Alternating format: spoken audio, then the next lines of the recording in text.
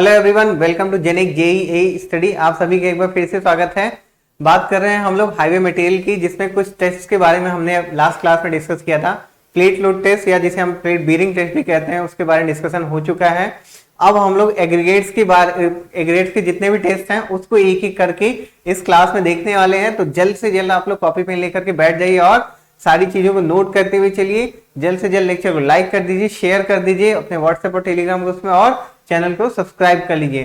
तो चलते हैं हम लोग अपने लेक्चर की तरफ। ठीक है, आपका टॉपिक है आपके पास टेस्ट फॉर, ठीक है, रोड एग्रीगेट। ओके, हमने ये लास्ट क्लास में यहां तक बताया था। कितने टेस्ट आपको बताया था? 7।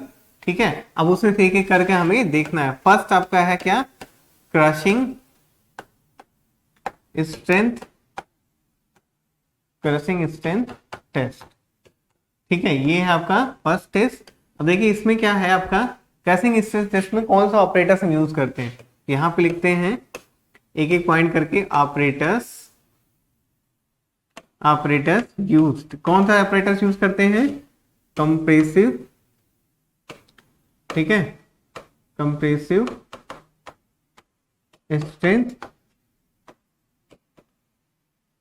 मशीन, कंप्रेसिव स्ट्रेंथ मशीन, और यूटीएम, ठीक है, यूनिवर्सल टेस्टिंग मशीन। ठीक है, ये ऑपरेटर्स यूज करते हैं। और इसमें हम एग्रीगेट किस साइज पे यूज करते हैं? एग्रीगेट लिख देते हैं, एग्रीगेट साइज 10 to 12 mm। क्या है? 10 to 12 mm। इसका मतलब ये है कि आपको क्या करना है, 12.5 mm की सीव से, ठीक है, मटेरियल एग्रीगेट को, ठीक है, क्या कराना है? स्क्रीन कराना है। और 10 mm की सीव पे जितने मतलब कि रुक जाए, ठीक है, एग्रीगेट्स, वही हमें लेना है। तो कितना? 12.5 से आपने स्क्रीन करा और 10 पे जो रुक जाए उतने लेना है। तो बचा कितना? 10 to 12 mm के बीच आपका एग्रीगेट होना चाहिए। ठीक है, तो ये चीज आपका यहाँ पे क्लियर हो गया। अब देखिए इसमें क्या होता है, और इस कंप्रेशन मशीन, इसके अलावा इसमें आपका क्या पास रहेगा कि इसमें आपको क्या रहता है, एग्रीगेट भरना रहता है 3 लेयर में। ठीक है, तो यहां लिख देते हैं 3 लेयर ऑफ एग्रीगेट, ठीक है। और इसमें हर एक लेयर में, ठीक है, 25 ब्लोज, हर एक लेयर पे आप कितना दोगे? ऑन ईच लेयर 25 आघात देंगे। ठीक है, किससे? टैंपिंग रॉड से। ठीक है, जिससे आपका क्या होगा? टैंपिंग हो जाएगा, टैंपिंग रॉड से। अब इसके अलावा आप और क्या चीज देखोगे? तो पहले अब आपको फोटो दिखा देते हैं अपनी मशीन कैसी होती है। देखिए ये आपके पास मशीन,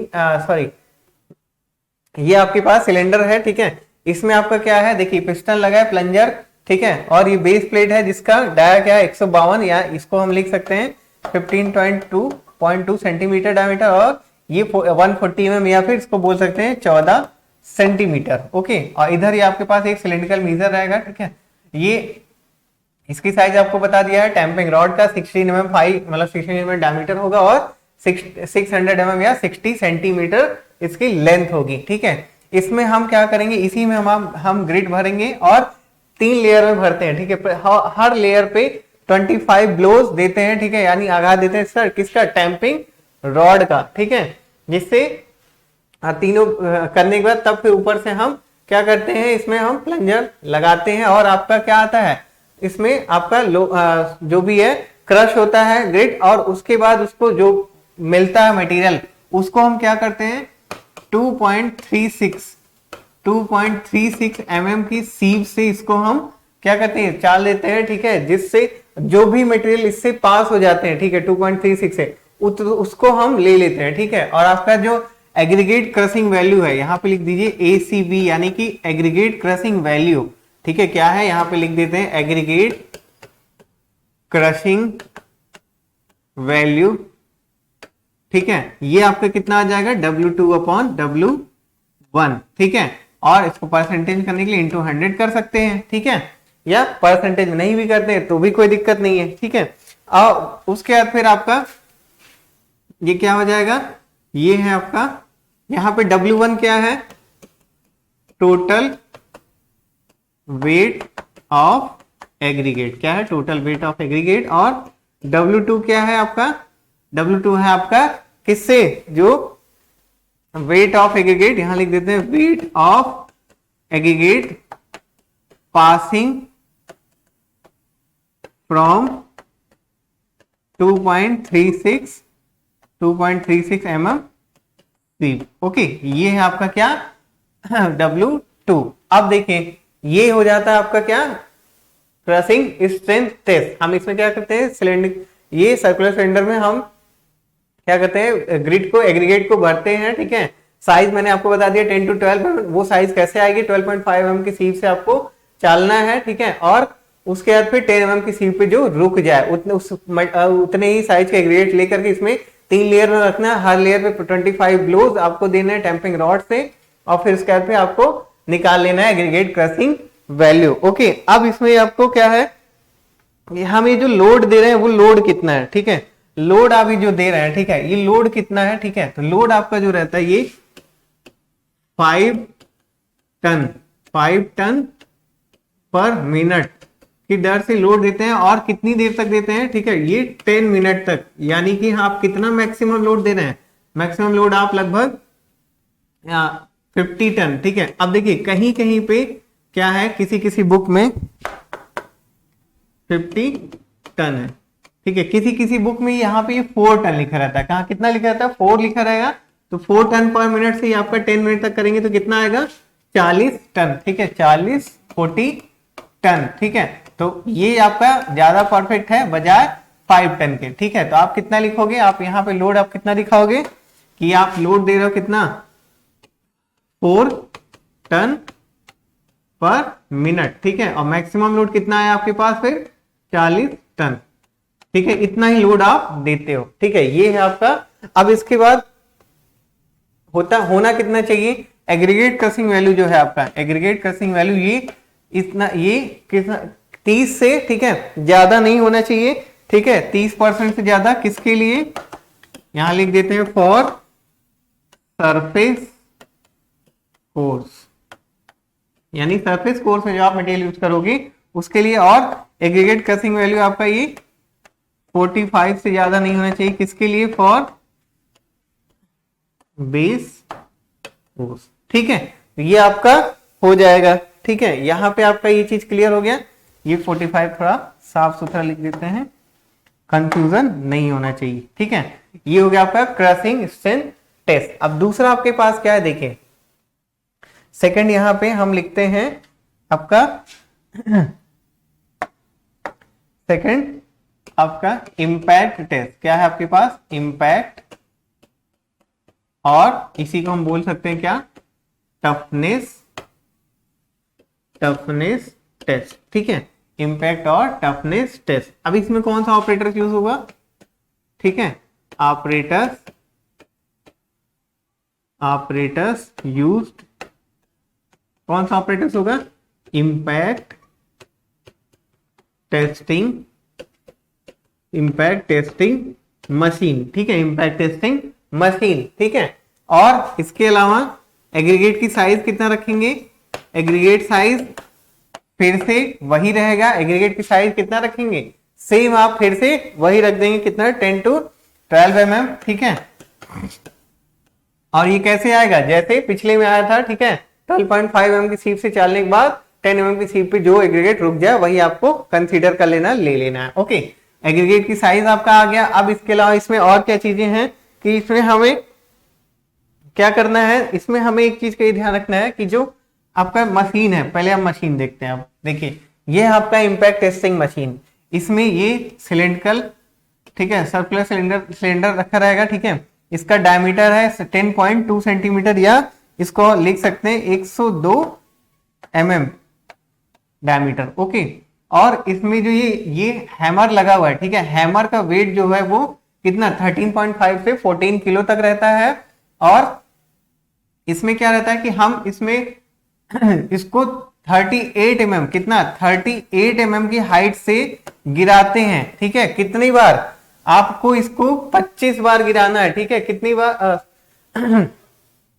15 बार, सॉरी 15 बार आपको ये गिराना है 25 बार। तो इसमें आपको क्या करना है, ये जो 3 लेयर में आप या जितनी भी लेयर में भरेंगे, ठीक है, उसको आप 25 ब्लोज देने रहते हैं, ठीक है। बाकी जब आप इसमें एग्रीगेट भर लेते हैं, ठीक है, तो 38 mm की हाइट से ये जो है आप क्या करते हो, ये जो हैंडल है, ठीक है, इसको एक बार नीचे छोड़ देने के बाद, ठीक है, फिर जब आप नीचे ले जाएंगे तो जब जैसे ही पूरा ऊपर ले जाएंगे या इसको जैसे थोड़ा सा ऊपर करेंगे, ये नीचे गिर जाएगा और इस पे ब्लोज लगेंगे, ठीक है, आघात होगा। और फिर उसके बाद फिर आप नीचे इसको हैंडल ले आओगे, इसमें ये फंस जाएगा और फिर से आप ऊपर ले जाओगे, नीचे गिर जाएगा। इस तरह से आपको 15 बार करना है, ठीक है।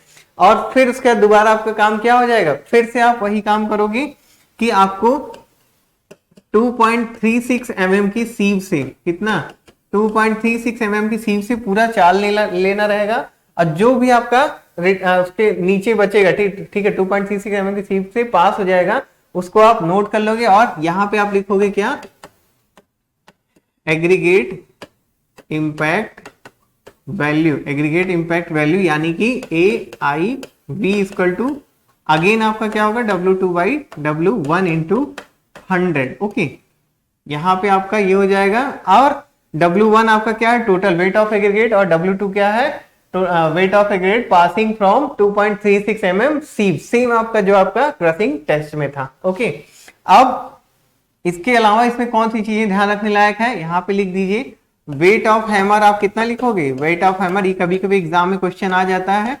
तो यहाँ पे 13.5 to 14 किलोग्राम तक, अगर कभी किसी बुक में 13.5 to 14.5 भी लिखा है तो भी आप कंसीडर कर लोगे, ठीक है।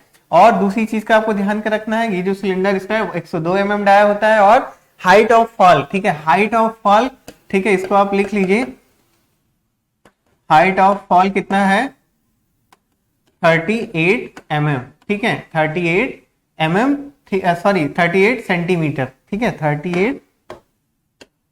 38 सेंटीमीटर, ठीक है। और उसके अलावा इसमें प्लस माइनस 0.5 भी लिखा है। और इसके अलावा कितने नंबर ऑफ ब्लोज दोगे आप लोग, ठीक है, ये कितनी बार गिराओगे, ये 15 बार, ठीक है। तो ये हो जाएगा आपका। फिर उसके बाद फिर इसके बाद आपका क्या करना है, ठीक है, अगेन आपका जो यहाँ पे हम लोग लिखते हैं AIV, क्या है, लिखते हैं AIV, कितना होता है, ठीक है, ये होना चाहिए आपका 30% फॉर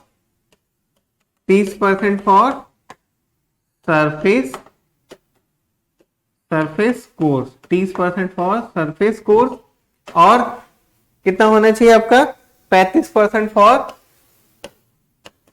ठीक है, 35% फॉर बिटुमिनस मैकेडम, ठीक है, बिटुमिनस मैकेडम, ठीक है। और मतलब कि ये आपका 30% से अधिक नहीं जाना चाहिए, ये 35% से अधिक नहीं जाना चाहिए। और AIV आपका ये होना चाहिए आपका 45%, ठीक है, किसके लिए, 40% आपका किसके लिए होना चाहिए, वाटर बाउंड मैकेडम के लिए, वाटर बाउंड मैकेडम, ठीक है, ये होना चाहिए। ये है दी हुई है लिमिट, ठीक है। तो ये हो गया आपका क्या, इम्पैक्ट टेस्ट या टफनेस टेस्ट, ठीक है। यहाँ पे इसको आप देख सकते हैं कौन सा ऑपरेटर जो इम्पैक्ट टेस्टिंग मशीन है, और इसमें एग्रीगेट की साइज आपका कितना रखना है, 10 to 12 mm। और उसके अलावा बाकी सारी डिटेल आपने इधर लिख रखी है। वेट ऑफ हैमर आपका 13.5 to 14 किलोग्राम होगा। ओके, हम इम्पैक्ट टेस्ट क्यों करते हैं, to resist to check sudden load, ठीक है, सडन लोड को चेक करने के लिए, ये सडन लोड ही इस पे आ रहा है, ठीक है। ये हो गया आपका। अब इसके अलावा, ठीक है, तीसरा है आपके पास, तीसरा हम लिखते हैं यहाँ पे क्या, एब्रेशन टेस्ट, ठीक है, एब्रेशन टेस्ट, ठीक है, ये है आपके पास 3rd नंबर। अब इसमें हम जो एब्रेशन टेस्ट में हम क्या करते हैं कि जो हमारे पास एग्रीगेट है उसको रबिंग कराते हैं किसके साथ, स्टील बॉल के साथ, ठीक है। और किस टेस्ट में, इसमें है आपके पास 3 टेस्ट होते हैं, ठीक है। फर्स्ट है आपके पास लॉस एंजलिस टेस्ट, ठीक है। एब्रेशन टेस्ट आपको मैंने बताया था ना, किस लिए करते हैं, to resist the effect of wear and tear, ठीक है, वेयर एंड टियर हम इसमें चेक करेंगे लॉस एंजलिस टेस्ट से। और इसमें क्या होता है, डॉवेल एब्रेशन टेस्ट, क्या है डॉवेल एब्रेशन टेस्ट, और तीसरा आपका क्या है डॉरी एब्रेशन टेस्ट। ठीक है, अब हमें यहाँ पे लॉस एंजलिस टेस्ट पढ़ना है। ठीक है, यहाँ पे हम लोग हेडिंग डालते हैं क्या, लॉस एंजलिस एब्रेशन टेस्ट। ठीक है, लॉस एंजलिस एब्रेशन टेस्ट। देखिए लॉस एंजलिस एब्रेशन टेस्ट में क्या होता है, आपके पास एक सर्कुलर सिलेंडर होता है। ठीक है, दोनों तरफ से क्लोज रहेगा, एक जगह से थोड़ा सा खोलने की जगह रहती है, उसमें हम कितना साइज के 48 mm साइज के, ठीक है, मैग्नीज के, ठीक है, मैग्नीज के, या कह सकते हैं स्टील के बॉल डाल देते हैं। ठीक है, आप स्टील बॉल लिख दो, कंफ्यूजन नहीं रहेगा, स्टील बॉल यूज करते हैं। ठीक है, और कितने नंबर ऑफ रहते हैं, लगभग 10 या 12 बॉल यूज करते हैं। ठीक है, या कहीं कहीं पे आपको 8 to 12 बॉल लिखा हुआ मिल सकता है। ठीक है, तो आप लोग लिखना चाहो तो लिख सकते हैं 8 to 12 बॉल हम इसमें मशीन में डाल देते हैं। ओके, और इसको मशीन को, वो जो मशीन है, ठीक है, आपको यहाँ पे मशीन दिखा देते हैं, ये है आपके पास मशीन। ठीक है, और इस मशीन में हम क्या करते हैं कि इसको 500 to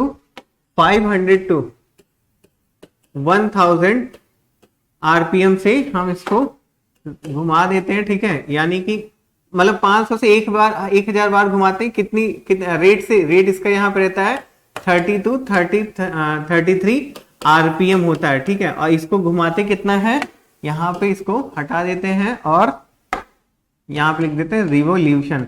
आपका RPM रहेगा यहाँ पे कितना 30 to 33, और टोटल कितना बार घुमाना है आपको 500 से 1000 बार घुमाना रहता है। ठीक है, और इसमें ये देखिए मशीन आपका, ये इसका डाया होता है कितना, इनसाइड डाया होता है 700 mm, या इसको लिख सकते हैं कितना हम 70 सेंटीमीटर, और ये इधर 500, या किसी बुक में कितना लिखा रहता है, किसी बुक में ये लिखा रहता है 520 mm डाया। ठीक है, तो आपको कंफ्यूज नहीं होना है, अगर ये ठीक है 500 लिखा है तो भी कंसीडर करें, बाकी 520। ओके, और यहाँ पे आपको दिख रहा है ये स्टील सिलेंडर है, इसमें शेल्फ लगा हुआ है, एक्सिस रोटेशन है, ये rotation of axis of rotation है। इधर ये एब्रेसिव चार्ज एंड एग्रीगेट है, यानी कि अंदर ये यहाँ पे आपका एग्रीगेट है, और ये आपका सपोर्ट बनाया गया जिससे ये मशीन रोटेट कर सके। और इधर ये आपका कलेक्टिंग ट्रे है यहाँ पे, यानी कि जो गिर रहा है वो कलेक्ट करने के लिए है। ठीक है, और इधर ही कवर प्लेट लगी है। तो इस तरह से कुछ आपका क्या होता है, Los Angeles abrasion testing machine होती है ये। अब इसमें और क्या काम होता है, देखिए इसमें आपका और काम होता है कि इसमें आप, ठीक है, ये जब हो जाता है, ठीक है, 30 to 33 रिवोल्यूशन हो जाते हैं, ग्रिड आप डाल देते हो। ठीक है, ग्रिड की साइज फिर से आपका वही रहेगा। ठीक है, ग्रिड की साइज में कोई चेंजेस नहीं आने हैं। ठीक है, एग्रीगेट की साइज सेम आपका फिर से वही है, और देखिए यहां पे लिख देते हैं एग्रीगेट साइज आपका कितना 10 to 12 mm। ठीक है, और उसके अलावा इधर आपका एब्रेशन, ठीक है, एब्रेशन कितना आएगा, ठीक है, एब्रेशन वैल्यू जो है आपका, ठीक है, कितना हो जाएगा W2/W1 into 100। ओके, ये आपका आ जाएगा एब्रेशन वैल्यू। अब यहाँ पे W1 क्या है, टोटल वेट ऑफ एग्रीगेट, और W2 क्या है, ठीक है, aggregate wait of aggregate passing from 1.7 mm सीव। अब इसके पहले आप जितना लिखते थे, कितना लिखते थे 2.36, यहाँ पे कितना है 1.7 mm सीव। ठीक है, और एग्रीगेट वैल्यू, एब्रेशन वैल्यू कितना होनी चाहिए, ठीक है, ये भी लिख लीजिए एब्रेशन वैल्यू। ठीक है, एब्रेशन वैल्यू जो है आपका ये कितना होना चाहिए 30% ज्यादा नहीं होना चाहिए आपका, किसके लिए, सरफेस कोर्स के लिए, सरफेस कोर्स, ठीक है, सरफेस कोर्स के लिए, और आपका 50% होना चाहिए किसके लिए, बेस कोर्स के लिए। ठीक है, किसके लिए 50% आपका बेस कोर्स। ठीक है, ये होता है आपका क्या, एब्रेशन वैल्यू। अब इसके अलावा आपका यहाँ पे एक फॉर्मूला आप और नोट करोगे, यहाँ पे आप लिखोगे कोफिशिएंट, क्या लिखेंगे, coefficient of hardness, coefficient of hardness equal to 20 minus loss in weight, ठीक है, लॉस इन वेट इन ग्राम, ठीक है, अपॉन 3, ठीक है, कोफिशिएंट ऑफ हार्डनेस आपका ये रहेगा, ठीक है। ये आपका डॉयल और डॉरी एब्रेशन टेस्ट में होता है, ठीक है। तो ये आपका क्या हो गया, आपका एब्रेशन टेस्ट, ठीक है, एब्रेशन टेस्ट आपका यहाँ पे फिनिश होता है। इसमें आपको क्या करना है, ग्रिट को इस सिलेंडर में डाल देना और जो स्टील बॉल है उससे वो रब करके, ठीक है, जो भी उसके टुकड़े होंगे, ठीक है, या पाउडर फॉर्म में जितना भी बनेगा उसको हम 1.7 mm की सीप से पास कराएंगे और जो जितना पास हो जाएगा उसको हम उसी की हेल्प से एब्रेशन वैल्यू निकाल लेंगे। ओके, यहाँ पे स्टील बॉल की साइज है 48 mm और स्टील बॉल कितना लेना है, 8 से 12, मतलब कि 8 से 12 स्टील बॉल कम से कम आपको लेनी है। ये हो गया आपका क्या, Los Angeles abrasion test. Okay, और इधर आपका Deval and Dorry abrasion test, ठीक है। ये अब इसका देखिए, डॉवेल हो सकता है आपको कभी कभी DOWEL भी लिखा हुआ मिल सकता है, तो उसके लिए परेशान होने की जरूरत नहीं है। तो यहाँ पे आपका हो गया क्या, आपका ये एब्रेशन। अब इसके अलावा कौन कौन से टेस्ट हैं, ठीक है, वो भी हम लोग देख लेते हैं। देखिए, इसके अलावा फोर्थ आप लिखेंगे साउंडनेस टेस्ट। क्या है,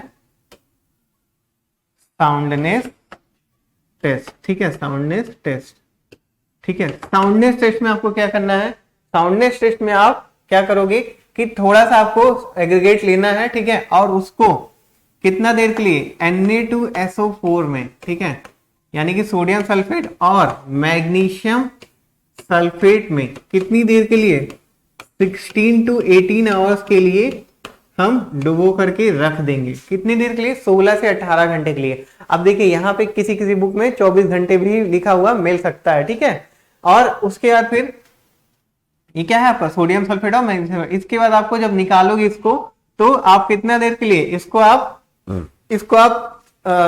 ओवन में 105 डिग्री सेंटीग्रेड पे गर्म करते हो, ठीक है, इसको ओवन में, ठीक है, ओवन में कितना 105 डिग्री सेंटीग्रेड पे इसको हीट कराएंगे। और उसके बाद फिर इस साइकिल को, यानी कि जितना भी आपने एग्रीगेट लिया था, ठीक है, एग्रीगेट जितना भी आपने लिया था, मान लेते हैं आपने 300 ग्राम यानी 300 ग्राम आपने मान लेते हैं एग्रीगेट लिया, इसको सोडियम सल्फेट या मैग्नीशियम सल्फेट के सॉल्यूशन में 16 से 18 घंटे के लिए डुबो के रख देना है। फिर आपको ओवन में इसको रख देना है, ओवन में इसको सुखाना है और इस साइकिल को रिपीट दिस साइकिल कितनी टाइम करना है, रिपीट दिस साइकिल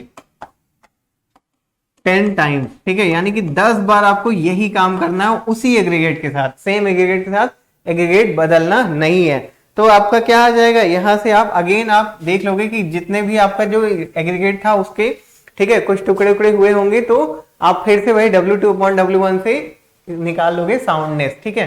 साउंडनेस क्या था, to resist the action of weathering, ठीक है, वेदनिंग एक्शन से रजिस्ट करता है, यही चीज इसमें हम चेक करते हैं, ठीक है, सोडियम सल्फेट और मैग्नीशियम सल्फेट के सॉल्यूशन में डुबा करके। ओके, और साउंडनेस होना कितना चाहिए, ठीक है, साउंडनेस, ठीक है, ये आपका कितना होना चाहिए मैक्सिमम, ठीक है।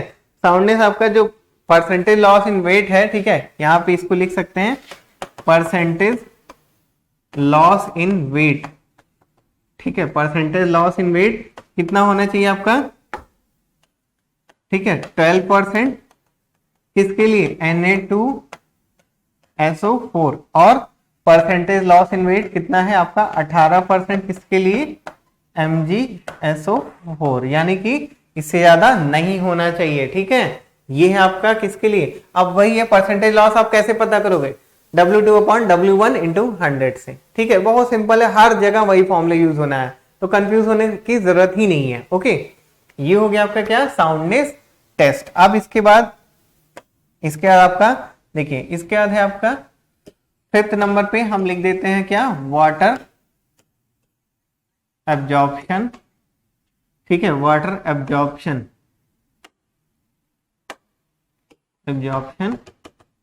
Test, water absorption test. देखिए वाटर एब्जॉर्प्शन टेस्ट सेम आपको जैसे आप पहले बिल्डिंग मटेरियल सब्जेक्ट में कर चुके हो, ब्रिक के लिए, रॉक्स एंड स्टोन के लिए, सेम चीज यहाँ पे भी है कि क्या करना है आपको, ग्रिड को लेना है 24 घंटे के लिए, ठीक है, उसको इमर्स कर देना वाटर में, फिर उसके बाद निकालेंगे, सॉरी पहले उसको आप लेंगे, ठीक है, और उसको ओवन ड्राई कराएंगे, ठीक है, आपको एग्रीगेट ले लेना है, ठीक है, फिर उसको साफ सुथरा करके ओवन में ड्राई कराना है, ठीक है, टेम्परेचर आपका रहेगा 105 डिग्री सेंटीग्रेड अप्रॉक्स, ठीक है, और कितनी देर के लिए, 24 घंटे के लिए, ठीक है, जनरली 1 घंटे में अचीव कर लेता अपना पोजीशन, ठीक है, और उसके बाद निकालने के बाद फिर आप 24 आवर्स के लिए इसको, ठीक है, वाटर में डुबा करके रख देते हो, ठीक है, उसके बाद फिर आप जो भी वैल्यू वेट आएगा, यहाँ पे एक बार वेट कर लेंगे स्टार्टिंग में ड्राई कराने के बाद, ठीक है, यहाँ पे आपका W1 और यहाँ पे आपका W2 कर लेंगे, और आपका W2 मतलब कि बाद में वेट बढ़ जाएगा तो क्या होगा, W2 minus W1 upon W1 से आपका आ जाएगा वाटर एब्जॉर्प्शन, ठीक है, इंटू 100 कर लेंगे, ठीक है, ये लगभग हर जगह वही रहता है, वाटर एब्जॉर्प्शन कुछ बदलता नहीं है।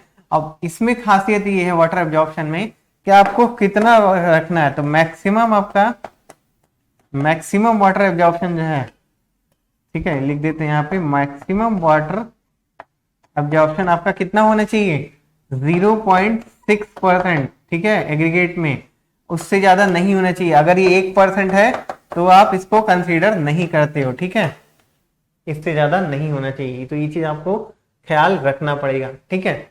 ये हो गया आपका फिफ्थ वाटर एब्जॉर्प्शन। फिर इसके बाद आपका क्या, स्पेसिफिक ग्रेविटी टेस्ट। देखिए स्पेसिफिक ग्रेविटी जो है ये किस लिए होता है, ठीक है, स्पेसिफिक ग्रेविटी जो है आपका वो किससे, इससे हम quality of strength of material check करते हैं, मटेरियल की स्ट्रेंथ देखते हैं, क्वालिटी ऑफ स्ट्रेंथ चेक करते हैं, ठीक है। ये होना कितना चाहिए, स्पेसिफिक ग्रेविटी जो है आपका ये कितने से कितने होना चाहिए, 2.6 से 2.9, यहाँ पे लिख देते हैं, it lies between 2.6 to 2.9, okay, ये हो जाएगा आपका क्या, स्पेसिफिक ग्रेविटी, ठीक है। यहाँ पे आपका क्या हो गया, वाटर एब्जॉर्प्शन फिफ्थ में, उसके पहले साउंडनेस, और ये आपका स्पेसिफिक ग्रेविटी। अब इसके बाद फिर आपका क्या है एक चीज, ठीक है, इसके अलावा आपका है शेप टेस्ट, ठीक है, यहाँ पे लिख देते हैं शेप टेस्ट। क्या है आपका ये शेप टेस्ट, और इसमें आपके पास 2-3 चीजें हैं, फ्लेकीनेस इंडेक्स, ठीक है, यहां लिख देते हैं, हमें क्या क्या देखना है नेक्स्ट क्लास में, फ्लेकीनेस इंडेक्स और इलॉन्गेशन इंडेक्स और आपके पास क्या है, एंगुलरिटी नंबर, ठीक है। तो इसमें आपको शेप टेस्ट में ये 3 चीजें देखनी है जो हम लोग देखेंगे नेक्स्ट क्लास में, क्योंकि टॉपिक बहुत ज्यादा हो गए हैं जो, और काफी सारे टॉपिक इसमें आपको याद रखने वाली चीजें हैं, तो आपको ये सब जैसे ये सारी चीजें को याद रखनी है, बिल्कुल एकदम, बिल्कुल ही कंफ्यूजन होती है तो आप इस लेक्चर को दोबारा देख लीजिएगा, बहुत ज्यादा देर का नहीं है। और कोई डाउट आता है तो आप पूछ सकते हो कमेंट में, कोई प्रॉब्लम नहीं है, टेलीग्राम से जुड़ जाइए, वहां पे भी आप कमेंट पूछ सकते हो, किसी भी टाइम पे आपका सोल्यूशन करा दिया जाएगा। तो बिना किसी टेंशन के बस पढ़ाई करते रहिए, जिन्हीं का आपके साथ हमेशा है, हर तरह से सहयोग कर रहा है, बस आपको अपनी पढ़ाई अपनी तरफ से अपने एंड पे आपको पूरा करना है, ओके। तो फिर मिलते हैं नेक्स्ट क्लास में इस टॉपिक के साथ जो भी आपका है। Till then love you all, bye bye.